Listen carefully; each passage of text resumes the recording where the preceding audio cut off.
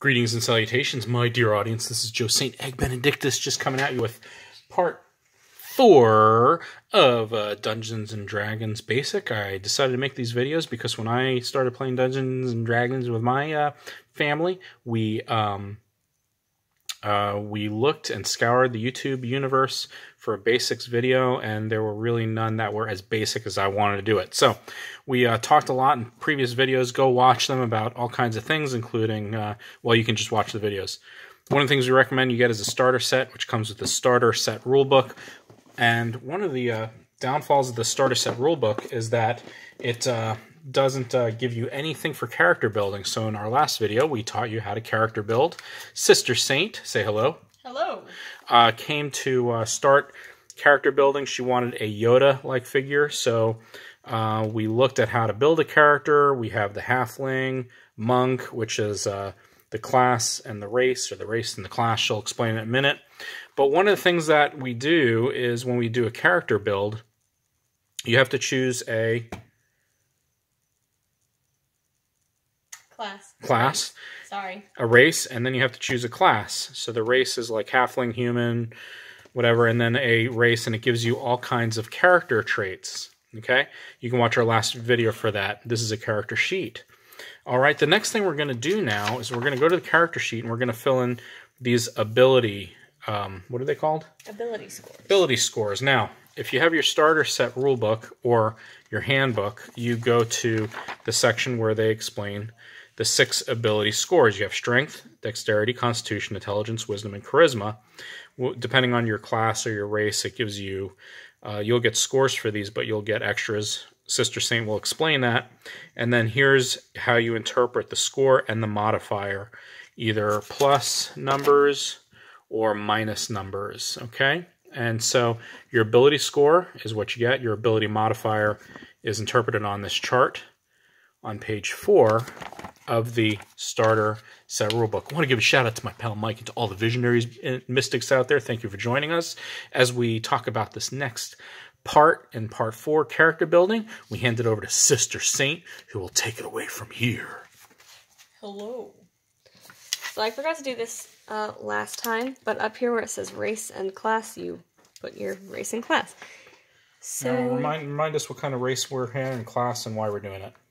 We are a halfling monk, level 1, because I thought a Yoda-like character would be funny, and I am in love with monks.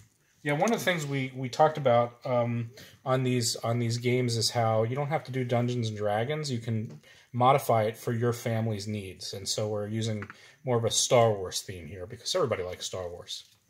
That is true. So, for ability scores, take your trusty dice and your dice tray, and you're going to take 4 6-sided dice and roll them 7 times. Oop, I have to get my paper here. You're going to roll them 7 times, add them up, get rid of the lowest number. That's pretty good. So, 15. All right, I'll write the numbers. You do the dice because we're going to be here all day because we're terrible at math. Okay, so 15. 15 for the first one. So you're going to roll it 7 times and then get rid of the lowest one. Oh, that's bad. That's 10. Okay. Some dungeon masters like myself, you add that up while I talk. Okay. We'll have go ahead, roll again. Players roll, like roll again if they roll a 9 or below. Just that the scores are better. What are we at, 4? Mm-hmm. Okay. I'm rolling really 15. good. That's 15. Dang. Okay. So this is 6, so dang. What is this? Both of us stink in math. 11, What's wrong with us? 16. We do this 7 times with 5. What is this? 4 6-sided dice. 16. Also, man, I have never rolled this 1, 2, well. 3, 4, 5, 6, 7. Okay, so we have our 7. Move that. All right, so we have our 7 scores here that we just wrote down. I'm going to put this here because you're going to explain how to interpret this. We have our starter book with our chart for ability score. You're going to hopefully read that on your own. Then we have our character sheet where we fill it in. And here's our 7 scores. I'm going to move the camera a bit. We have the 7. There we go. I'm going to drop the lowest number. Ooh, I unclick it. Drop the lowest number, get rid of the 10. And now we have these. And we can assign the 6 numbers to our ability scores based on what we want to be higher. However, keep in mind your class. Your class will rely on certain abilities to be higher. So for a monk, you want dexterity and wisdom to be the highest because those are the 2 skills you rely on most. So I have a 19, and I'm going to put that in dexterity, so it gives me a higher thingy. I don't know how to English this late at night, because all my attacks will be better. And armor class. Wisdom, so I'm going to cross off 19 there. Wisdom, I'm going to have 19. Oh, you know what I forgot? +2 to dex, so that's actually... No, don't do it yet. You fill in the number, we're going to add the modifier, and then put that here. That goes here. It's +2 to... Oh, okay, so this. Change that. So that would be 20. This is why you don't and you never write in pen. Yeah, this is why you don't use pen. You. So the max can be 20. So we can add 2, but it doesn't matter at this point. So cross that out. Sister Saint's going to fill in the rest of the numbers while I talk. Good. So what she's going to do is she's going to, again, put these numbers here, those 7 numbers or 6 numbers in these these ability numbers. But because of her class, she gets extra points for certain things. +2 in dexterity, +1 in charisma. Okay, and then she's going to add it and put in those little boxes. She also talked about getting your higher numbers on those things that you're proficient in. That's all in the information, either online or in your handbook. You can watch our previous video, part 3, to understand how that goes. Now you go to your chart. Now that you have your numbers written in, you go to your chart. Okay, if you have an 11, where are you getting this +0? Right here, 10 to 11 is +0. Okay, so next one is 20, which is right there, and that's plus what? 5. Okay, so you put 20, yep. +5 there. Okay. 15. These are what's called ability modifiers. So you have your ability score, and then what you're doing now is your ability modifiers based on what number is in the top You know box. what I forgot too? I'm so bad at this. Charisma. Yeah, +1. That's 16. This is 3. Don't use pen. Yeah. So you have to kind of go back and forth. Good. Back to my notes as well. Our speed is 25 feet, so you'll put that in the speed box. This helps with combat. It tells yourself and the DM how far you can move. In one move, right? In one turn. In one action.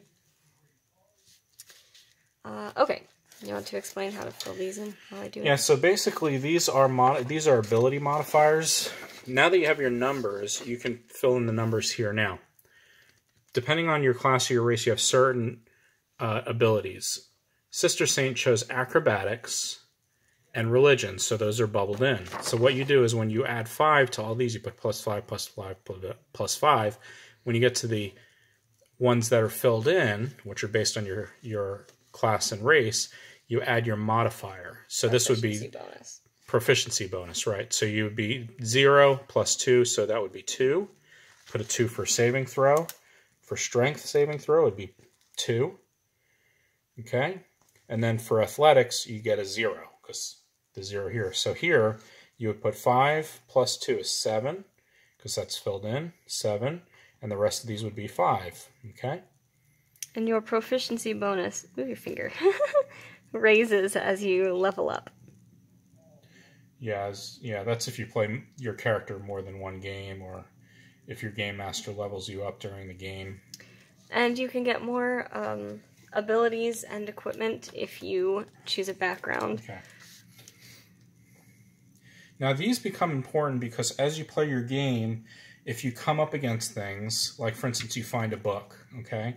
You may say, I want to read the book and learn about whatever the book is about. Your game master may say, well, this book is about ancient ruins. Make a history throw. So what you do is you go to your history here, right there, okay, which is +3. You would take your 20-sided dice, okay? Now there's 2 things happening here. One, stop. The character, the player, is going to roll to because the game master says you found a book of ancient ruins, you want to read it, you want to understand it. Do a history check, okay, which is right there. You take that +3, right there, history, and you're going to add it to a roll with a 20-sided dice. Now, what you don't know as a player is that the game master is going to have a difficulty class, a DC, that the game master makes up. He may require you, or she may require you, to get a 9 or above in order to understand the book. You don't know it's a 9, the difficulty class. It could be 13, it could be 11, it could be 10. You don't know. The game master makes up the difficulty class in order to understand that book. All the game master tells you is, you have this book, add your history modifier, okay, your +3 to your roll in order to see if you understand the book that you found. So they will usually phrase it, make a history check.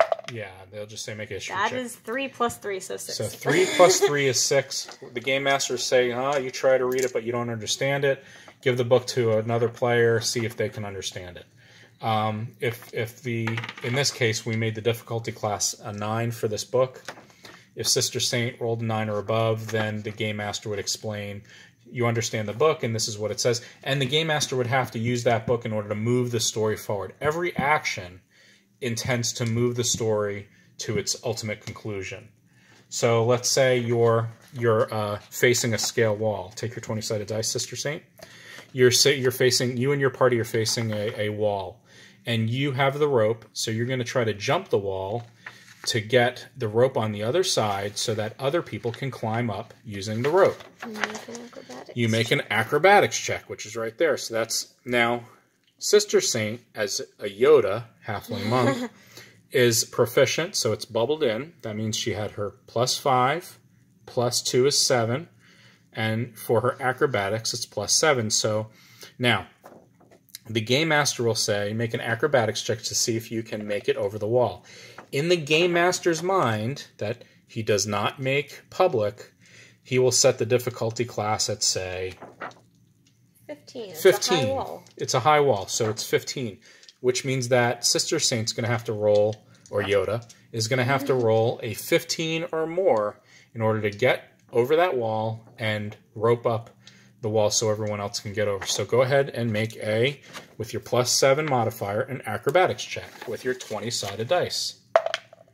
All right, 7, 8 + 7 is 15. Just make it. So the game master say, you make it. You made it over the wall. Yoda made it over the wall, drops the rope, and everyone else can climb up.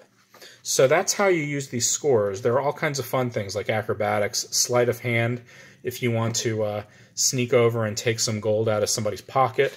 You have an investigation check that you may use for different... if you walk into a room and you say, I want to check the room for gold, or I want to check the room for booby traps, the game master will say, make an investigation check, and we'll set... Typically perception. Or perception, yeah, which is down here. And the game master will set a DC right on the spot. Why? Because you're the one who wants to investigate the room. The game master may not have had that in mind, but remember, the characters or the players drive the story forward just as much as the game master does. Now, sometimes you'll face forks in the road. If you go one direction or the other, it can lead to 2 different situations. The game master may be seeing that your game is lasting too long, so whatever you choose, the game master can lead you to the same spot, right? Mm-hmm. So the game master may say, okay, you know, in his brain, the game master may say, well, we've been here for 3 hours, we're all tired, we want to go home. So you face a fork in the road, make a decision. Let's say you choose left.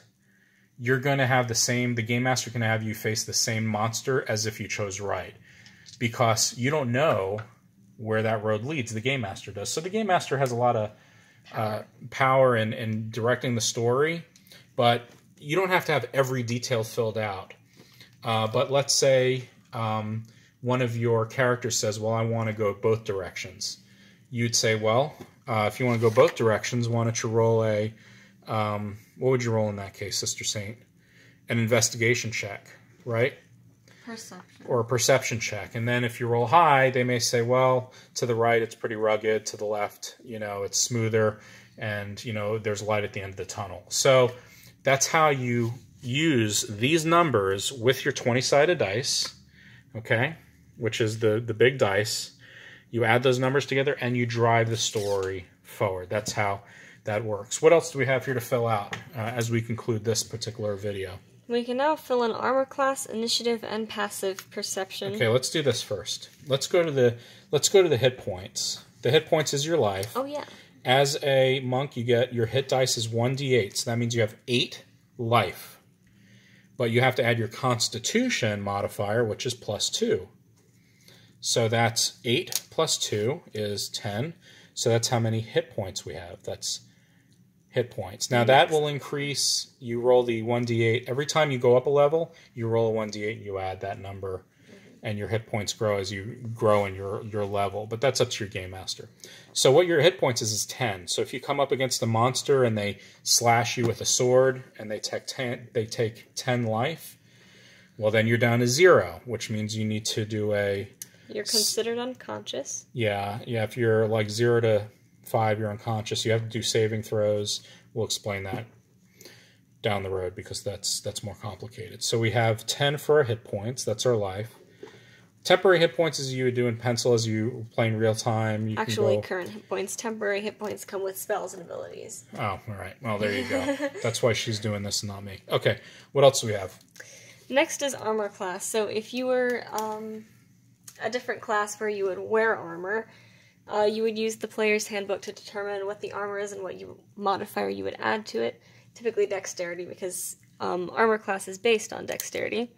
However, for a monk, since we are unarmored, it's going to be... Unarmored, and I wrote this down. Without an armor, yeah. Here it is. Okay, so 10 plus the wisdom modifier plus the dexterity modifier. It says you don't have an armor, but you take 10 plus the... Dexterity modifier. Which is 5. That's 15 plus... the wisdom modifier. Wisdom, so that's 18. So your armor class is 18. Okay? Now remember about that difficulty class that we have? That's your difficulty class. So if somebody fights you, if there's a monster, okay? Let's say a monster comes up with you, all right? The monster, played by the Game Master, is going to have to make a strength check. Attack roll. Which is the monster's strength modifier plus 4. And it has to be, in order for that monster to strike you and hurt you and take hit points, it has to be greater than 18. Yep. So that's the character's difficulty class for people to attack it. Okay, anything else we can do right now? Initiative. Initiative is always simply just your dexterity modifier. Okay, so. Which in this case is +5. +5. So when you roll for initiative, we'll get into that, you add 5 to your 20-sided dice. When you roll for initiative, basically what you're doing is each character will roll for initiative when they come up against a conflict or a monster. And initiative is basically when you roll initiative, you take your number and your other players and you put it in order, and that's the order of battle. So let's say Sister Saint gets a 24. When she rolls her 20-sided dice, she gets a 24. She may go first. The guy with 22 may go second. The non-playing character with 18 may go third. So that's the order of battle. Okay, anything else? Passive perception. 10 plus your perception. Oh, okay. 13. So 13. I never knew that. Well, now you know. Okay, and that's if like somebody's sneaking up on you, you can use passive perception to detect that they're sneaking up on you. Okay, anything else for now? That is it. Okay, that is it for now. Next video, we're going to do weapons, armor, tools, all the fun stuff. You know, building your character out. Sister Saint is the player's name. Thank you for joining us.